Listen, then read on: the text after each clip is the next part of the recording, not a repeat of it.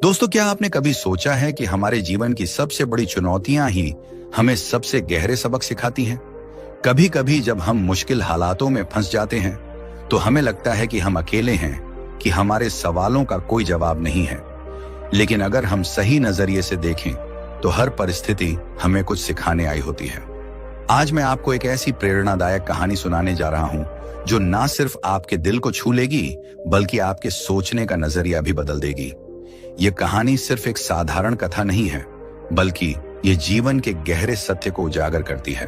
तो चलिए आज हम बुद्ध की एक अनमोल कहानी के माध्यम से ये समझने की कोशिश करते हैं कि जीवन के सबसे कठिन सवालों का जवाब हमें कहां और कैसे मिलता है। तो आइए जीवन बदलने वाली दोस्तों, गांव में रहने वाले एक युवक ने अपने जीवन में सफलता प्राप्त करने का दृढ़ संकल्प कर लिया। बड़ी लगन और धैर्य के साथ उसने आश्रम से शिक्षा प्राप्त की। शिक्षा की समाप्ति के बाद उसने नौकरी खोजना प्रारंभ कर दिया ताकि पारिवारिक जिम्मेदारी का निर्वाह वह बहुत ही अच्छे तरीके से कर सके। इतनी अच्छी शिक्षा प्राप्त करने के बाद भी उसका यह दुर्भाग्य रहा कि उसे कहीं भी काम नहीं मिला। नौकरी की तलाश में वह जगह जगह भटकता रहा, खूब प्रयास किए, किंतु हर स्थान से उसे निराशा ही मिली। अच्छी बात यह थी कि युवक ने मात्र किताबी शिक्षा ग्रहण नहीं की थी, अपितु जीवन में कैसे धैर्य रखा जाए यह भी सीखा था। यही वजह रही कि वह हर परिस्थिति का सामना बड़े ही अच्छे तरीके से कर लेता। लेकिन कब तक यह करता, हर एक संघर्ष की सीमा होती है। दोस्तों, यह बात सत्य है कि जब तक सफलता नहीं मिलती है तब तक आपकी मदद करने कोई नहीं आता है। आप दर दर की ठोक खाते रहेंगे, पर कोई पूछने वाला नहीं रहेगा कि आप कैसे हैं, आप परेशान हैं कि नहीं हैं। यह कोई नहीं आपसे पूछेगा। ये जीवन की सच्चाई है। हाँ, लेकिन जब आप कामयाब बन जाएंगे, जब आपके पास पैसा रहेगा, तो 10 से 20 लोग आपके आगे पीछे घूमते रहेंगे। तो तमाम तरह के लोग आपसे रिश्ता भी रखना चाहेंगे। तब दूर के लोग भी आपसे कहेंगे कि आप उनके बहुत ही करीबी रिश्तेदार हैं। हर कोई आपसे एक झूठा रिश्ता लेकर जोड़ने लगेगा। ध्यान रहे, जो लोग आपके पैसे को, आपकी कामयाबी को देखकर आपसे जुड़ते हैं, वह कभी भी आपके अपने नहीं हो सकते। जो मुसीबत के समय में जब आप निर्धन हैं, गरीब हैं, लाचार पड़े हुए हैं, उस वक्त कोई अगर आपको सहारा दे, उस वक्त कोई अगर आपके साथ खड़ा रहे, तो समझ लीजिए कि वही आपका सच्चा और अपना साथी है। और ऐसे लोग दुनिया में केवल 1% से भी कम होते हैं, जो आपकी गरीबी में, जो आपके कठिन वक्त में आपका का साथ दें। लेकिन आप सबसे ज्यादा उन लोगों के लिए परेशान रहते हैं जो कभी आपके अपने हैं ही नहीं। वह युवक हार थक के परेशान होकर के एक रास्ते से गुजर रहा था। रास्ते में उसी से एक आश्रम दिखाई पड़ा। उस आश्रम के बाहर एक महात्मा अपने शिष्यों को ज्ञान का उपदेश दे रहे थे। वे सभी शिष्य उन बौद्ध महात्मा के उपदेशों को बड़े ही ध्यान और शांतिपूर्वक सुन रहे थे। वह युवक वहीं पर रुक गया। उसने सोचा कि ऐसा क्या यहाँ पर चल रहा है जो कि लोग बहुत ही शांतिपूर्वक उन महात्मा का उपदेश सुन रहे हैं। उस युवक के भी मन में जिज्ञासा जाग गई कि चलकर हम भी देखते हैं कि वहां पर क्या हो रहा है। और वह युवक भी धीरे धीरे कदमों से आगे बढ़ते हुए आश्रम की तरफ चल पड़ा। वह पास में ही एक आम के पेड़ के पास बैठ गया और महात्मा के द्वारा कही हुई बातों को ध्यान से सुनने लगा।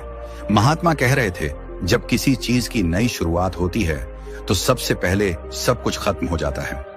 जब इस सृष्टि की रचना हुई थी तो सबसे पहले सब कुछ समाप्त हो गया था। उसके बाद एक नई सृष्टि की रचना हुई, यानी जब इंसान मुसीबत के ऐसे वक्त में पहुंच जाए जब उसे लगे कि अब कुछ नहीं होने वाला है, अब मेरा कुछ नहीं हो सकता है, जीवन में वह बिल्कुल हार सा गया है, टूट जाए, लाचार हो गया हो, कोई उसकी मदद करने वाला नहीं रहे। ऐसे वक्त में अगर वह इंसान किसी से अपनी मदद भी मांगे तो लोग उसकी मदद भी करने से इनकार कर दें। महात्मा आगे कहते हैं कि ऐसे बुरे वक्त में अगर किसी को प्यास लगती है तो कोई आपको पानी देने वाला भी नहीं मिलेगा, क्योंकि बुरे वक्त में कोई भी साथ नहीं देता है। ऐसे वक्त में आप बिल्कुल टूट जाएंगे, आप जिंदगी से हार जाएंगे। लेकिन एक बात हमेशा याद रखिएगा, इसी क्षण यही सोचना है कि अब कुछ हमारी जिंदगी में बड़ा और अच्छा होने वाला है, क्योंकि बांधी के बाद ही नई चीज का निर्माण होता है।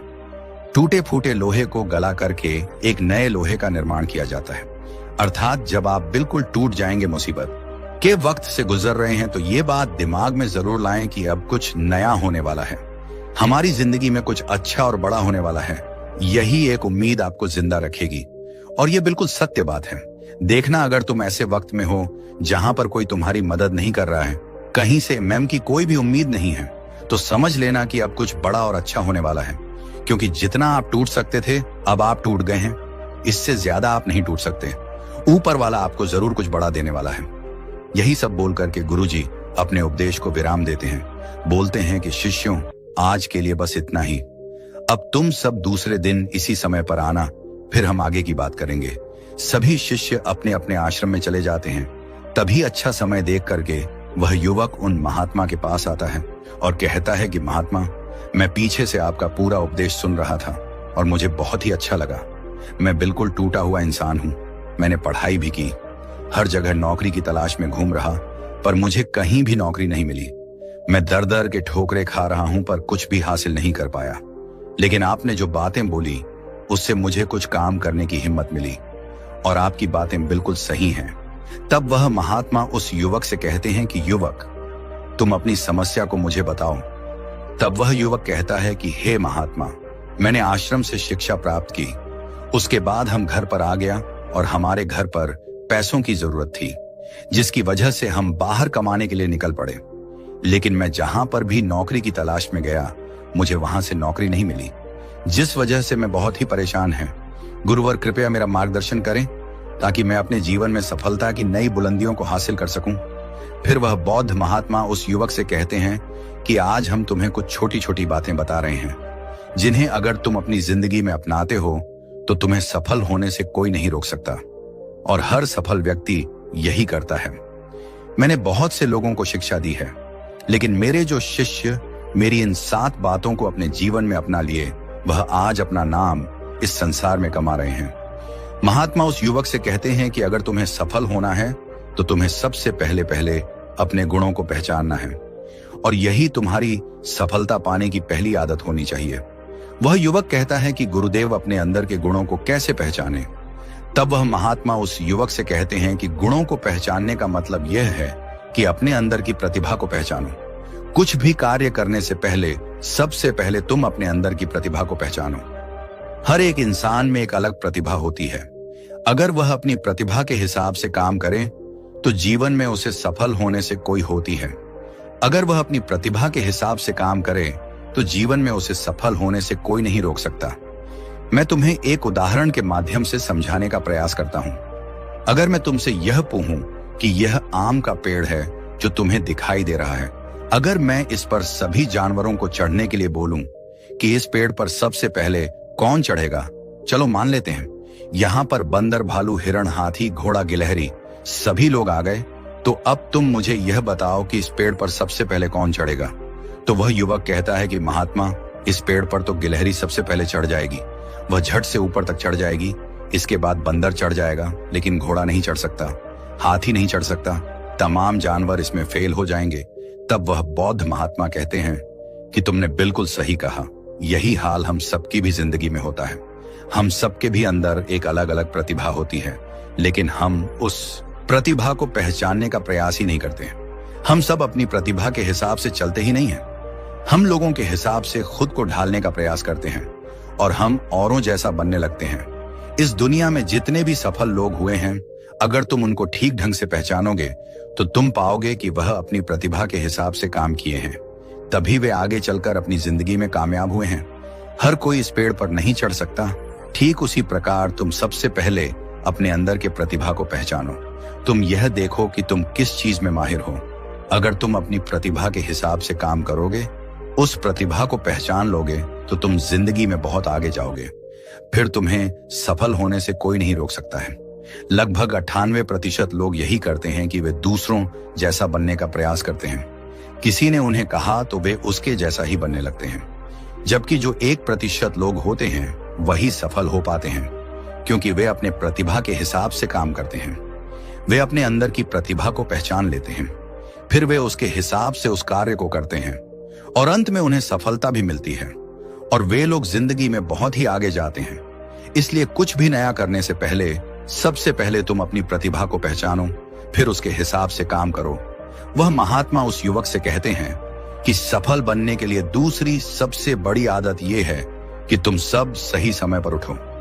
अगर तुम सब सुबह 3 घंटे पहले उठ जाते हो अगर तुम 4 बजे उठ जाते हो या 5 बजे भी उठ जाते हो तो तुम्हारे पास बहुत ज्यादा समय बच जाएगा अपने कार्य को करने का, और तुम उन तमाम लोगों से आगे निकल जाओगे जो लोग देर सुबह सोकर उठते हैं।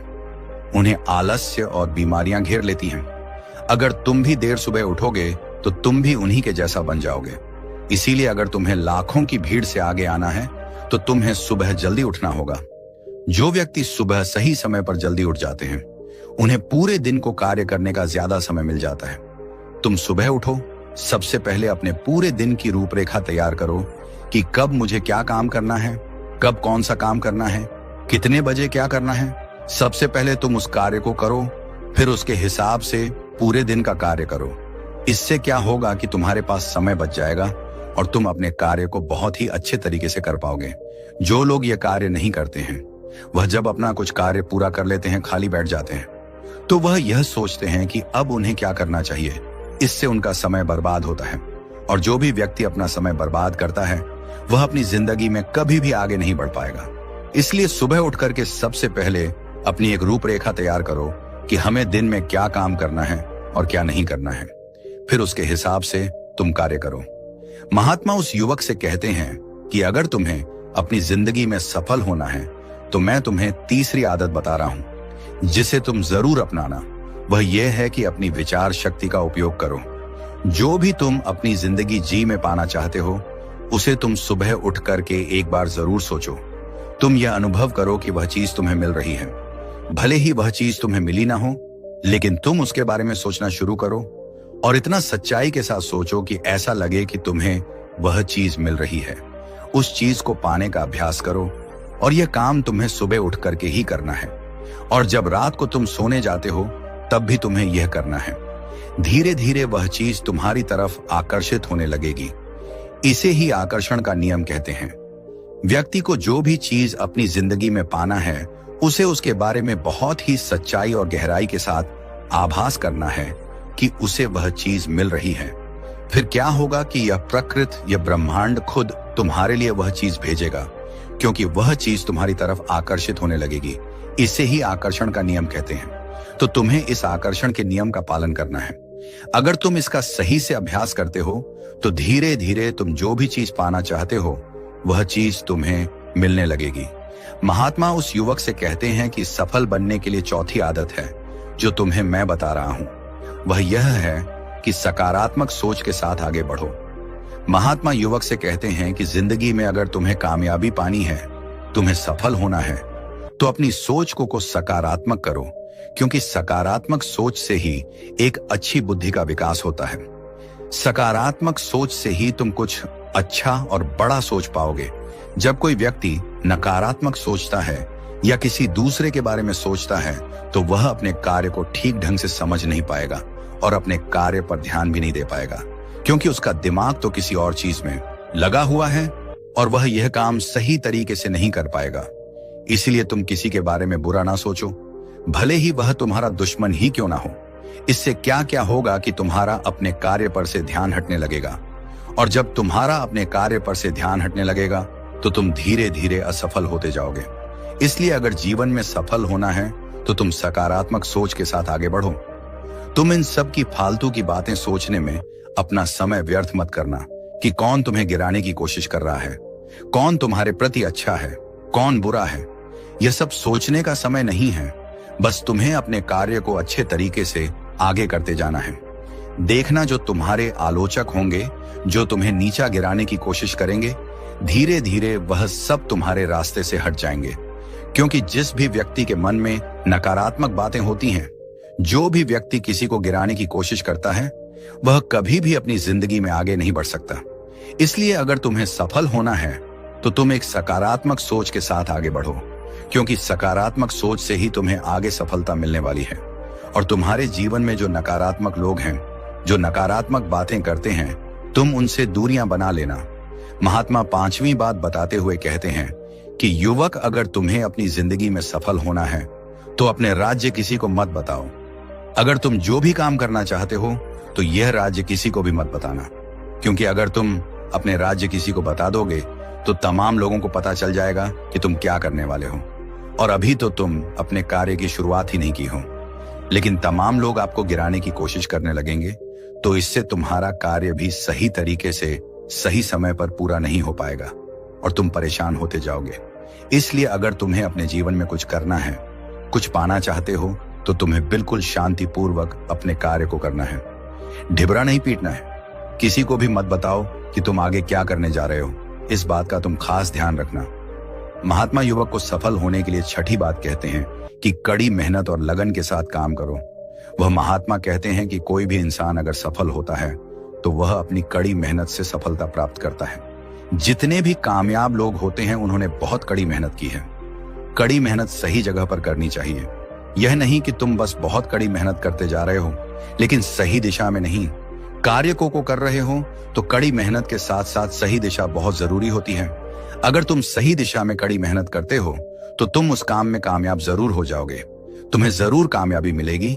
इसलिए कोई भी काम हो, कितना भी बड़ा क्यों ना हो, सबसे पहले यह पता लगाओ कि इस काम को बहुत ही अच्छे तरीके से कैसे किया जा सकता है। अगर आपको यह पता चल जाए कि इस काम को अच्छे तरीके से कैसे किया जा सकता है, पूरी जान लगा दो सफलता को प्राप्त करने के लिए। कई बार हमने देखा है कि लोगों का असफल होने का यह एक बहुत ही बड़ा कारण होता है कि वह उन्हें जो भी जिंदगी में पाना चाहते हैं वह उस चीज के लिए तो मेहनत करने लगते हैं लेकिन मेहनत सही दिशा में नहीं करते।